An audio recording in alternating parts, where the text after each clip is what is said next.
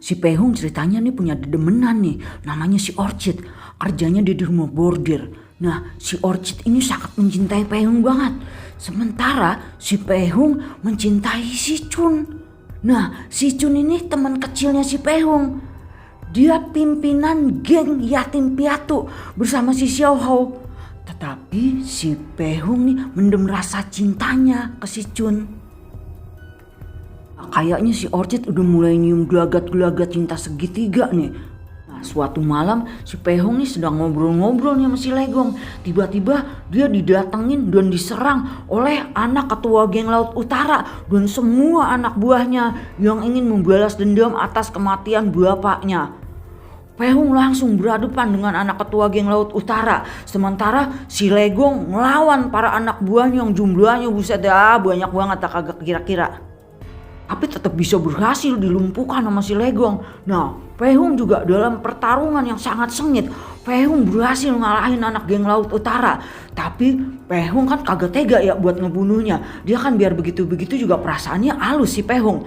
Tapi tiba-tiba pedangnya si Pehung didorong dari belakang oleh si Legong. Sehingga anak ketua geng tersebut mati, lehernya ketusuk sama pedangnya si Pehung. Kejadian ini kayaknya emang yang ditunggu-tunggu nih sama si Legong. Sehingga tidak ada lagi yang bakalan balas dendam setelah anak geng Laut Utaranya mati. Di tempat yang berbeda, Xiao Hao sama si Chun datengin toko opium milik geng Macan Hitam. Dan dia ngebakar sampai abis-abisan dah itu toko opiumnya. Xiao Hao dan si Chun lalu dikejar oleh anggota geng Macan Hitam. Mereka akhirnya mecah kedua arah. Si Xiao Hao akhirnya bertempur dengan puluhan atau bahkan ratusan geng Macan Hitam. Tapi sayang banget dah, si Xiao Hao berhasil dilumpuhkan. Tapi apes banget dah nasib si Xiao Hao. Dia berhasil ditangkap sama geng Macan Hitam. Nah, sementara si Chun masang perangkap untuk Macan Dua yang ngejar dia. Nah, Macan Dua berhasil diperangkap di sebuah ruangan di mana di situ juga udah ada si Pehung. Singkat cerita deh ya, Macan Dua bisa dikalahkan dan mati. Kemudian dari baju Macan Dua diambil tuh kunci perak dan kunci emas duplikat. Dengan megang kedua kunci itu, Chun dan anggota geng anak yatim piatu bergegas ke ruang harta dengan mengajak semua rakyat untuk menjarah dan menguras seluruh isi gedung harta milik geng Macan Hitam. Tujuannya jelas supaya rakyat yang selama ini menderita bisa ngedapetin harta dari geng Macan Hitam yang semena-mena dan sering kali nindas rakyat. Nah, sementara itu si Pehung menuju ke tempat Legong dan dia sangat terkejut karena si Xiao Hao ada di sana dengan kondisi terikat dan luka parah. Terlihat Legong telah menginterogasi dan sangat marah kepada si Xiao Hao serta menyuruh Pehung untuk ngebunuh si Xiao Hao. Dilema banget ya buat si Pehung. Buset, dah bener-bener ya. Satu sisi ini sahabat dekatnya dia. Satu sisi lagi dia gimana caranya supaya kagak ketahuan tuh sama si Legong. Belum sempet si Pehung ngebunuh si Xiao Hao, datang anak buah geng Macan Hitam ngasih tahu Legong bahwa gudang hartanya dijarah dan dirampok habis-habisan. Legong ngedenger itu langsung dia merat keluar untuk melihat kondisi gudang hartanya. Tinggal deh si Pehung sama si Xiao Hao. Xiao Hao bilang agar si Pehung tetap membunuhnya agar cita-cita mereka untuk ngancurin kejahatan bisa terlaksana. Sehingga pengorbanan si Xiao Hao kagak akan sia-sia. Sementara si Pehung kagak mau ngebunuh si Xiao Hao. Xiao Hao adalah sahabat sejatinya yang sudah dianggap saudaranya. Belum selesai pembicaraan mereka, tiba-tiba Legong datang. Si Legong makin naik darah sampai turun bro saat melihat kondisi gudang hartanya yang udah dirampok habis-habisan tuh sama rakyat. Dan dia nyuruh si Pehung untuk motong lidahnya si Xiao Hao dengan gunting. Belum sempat terlaksana, datang lagi anak buah si Legong yang bawa mayat si Macan Dua yang disusul dengan kedatangan Macan Satu. Nah, saat baju Macan Dua dibuka, terlihat di dada Macan Dua ada bekas pukulan dari tongkat seperti yang dimiliki oleh si Macan Satu. Nah, macan satu empot-empotan ya, dia segera berkilah bahwa bukan dia yang ngebunuh macan dua. Lalu macan satu mendekati Xiaohu sambil meletakkan pedang di leher si Xiaohu. Macan satu minta agar si Xiaohu ngejelasin siapa yang melakukan semua ini. Xiaohu kemudian dengan suara lirih dia berbisik ke telinga macan satu sambil menggesekkan lehernya ke pedang macan satu. Xiaohu pun tewas. Macan satu makin panik karena Legong pasti makin curiga sama dia nih. Curiga kalau macan satu yang melakukan semua kekacauan ini, termasuk ngebunuh si macan dua. Tapi Legong belum langsung ngambil keputusan. Si Pehung menuju ke tempat Legong, tapi sebelumnya dia minta sama seorang buta yang pekerjaannya nih tukang cerita dongeng yang mangkalnya di depan rumah si Legong.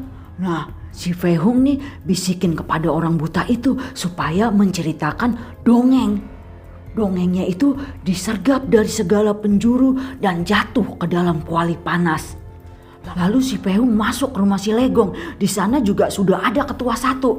Tak lama kemudian terdengar oleh Legong suara si tukang dongeng yang menceritakan tentang dongeng disergap dari segala penjuru dan jatuh ke dalam kuali panas. Mendengar itu Legong langsung naik pitam. Sepertinya dongeng itu nyindir dia nih. Wah, bener-bener dah. Si Legong lalu menghampiri si tukang dongeng itu dan bertanya, siapa nih yang minta tukang dongeng itu untuk ceritain dongeng tersebut? Nah, tukang dongeng menjawab, aku tidak bisa melihat, tapi aku bisa mengenali suara yang minta dongeng tersebut. Legong langsung nyuruh seluruh anggota geng termasuk si Pehung sama ketua satu untuk berbisik ke telinga si tukang dongeng. Nah, satu-satu anak buah Legong berbisik ke kupingnya si tukang dongeng sampai ketua satu. Tapi si tukang dongeng masih gelengin kepalanya, yang artinya tidak ada satupun dari mereka yang minta diceritakan dongeng tersebut. Nah, tiba lagi giliran si Pehung nih. Buset, gua aja kalau jadi Pehung buset spot jantung ya. Si Pehung kemudian membisikkan kalimat ke tukang dongeng. Tukang dongeng berpikir sejenak. Lalu dia gelengin kepalanya. Si Pehung bilang, kami yang membobol gudang harta dan membakar toko opium. Nah, langsung dah tuh si tukang dongeng kicep. Nah, si Orchid bilang akan menceritakan segala yang dia tahu tentang si Pehung karena dia sadar bahwa si Pehung ternyata tidak mencintai dia dan si Pehung akan membunuh ketua dua serta mempunyai rencana untuk ngebebasin 300 buruh yang ditawan oleh geng macan hitam. Orchid juga bilang tidak ada harapan untuk bersama si Pehung karena nantinya juga si Pehung akan mati karena perbuatannya dia ke geng macan hitam. Ini si Orchid mencari perlindungan kepada ketua satu sambil merayu ketua satu ditayang-tayang, dielus-elus tuh kepala botak dan di saat yang lengah si Orchid ngambil tusuk konde untuk berusaha ngebunuh ketua satu tapi tidak berhasil, malah Orchid yang mati. Nah, emang ya namanya hukum karma ya, tanpa disadari ya sama ketua satu ternyata si Chun nyelinap masuk ke ruangan itu dan dengan sigap dia membunuh ketua satu. Akhirnya ketua satu kena karma ya, dia akhirnya metong juga. Nah, hal pertama, Orchid tuh benar-benar sangat mencintai Pehung. Kedua, Orchid tuh sesungguhnya adalah Xiao Ha, yaitu teman Pehung waktu kecil yang diculik dulu oleh gangster dan dijual ke rumah bordir. Nah, si Orchid kagak mau bilang ya siapa dia sebenarnya ke si Pehung. Dia adalah Xiao Ha. Aduh, bau naga banget ya. Karena dia merasa malu karena dia menjadi seorang pelacur dan tinggal di rumah bordir. Mungkin dalam hatinya si Legong ya, nih si Pehung ya benar-benar kebangetan banget ya. Udah dikasih hati minta tembolok, sang berbulu domba, pagar makan tanaman. Wah, pokoknya semuanya dah yang jelek-jelek ada di dia dah. Nah, sekarang lu kena batunya Legong, lu kan orang jahat. Akhirnya pertarungan dimulai nih, semua pintu ditutup dan dilakukannya di gudang. Nah, si Penghung terlihat nih membakar gudang, jadi bertarung sampai mati dalam keadaan gudang terbakar. Kebakaran makin lama makin besar, peti-peti di atas satu persatu berjatuhan. Pertarungan berlangsung seru dan lama karena nih dua-duanya memang benar-benar pendekar hebat nih. Dalam pertarungan tersebut, Legong terjatuh ke dalam kobaran api yang menyala. Penghung berusaha untuk menyelamatin Legong yang hampir terjatuh ke dalam kobaran api. Dia berusaha memegang tangan Legong, tapi Legong kagak mau. Dan dia memilih untuk menepis tangan Penghung sehingga Legong jatuh ke dalam kobaran api dan akhirnya Legong tewas. Di akhir cerita, Penghung membuka kembali klinik Pochilem, meneruskan usaha dari almarhum bapaknya. Demikian akhir dari cerita Rise of the Legend. Banyak pembelajaran yang bisa dipetik dari cerita ini tentang persahabatan, persaudaraan, dan kesetiaan serta kisah cinta yang abadi. Oke, sampai jumpa.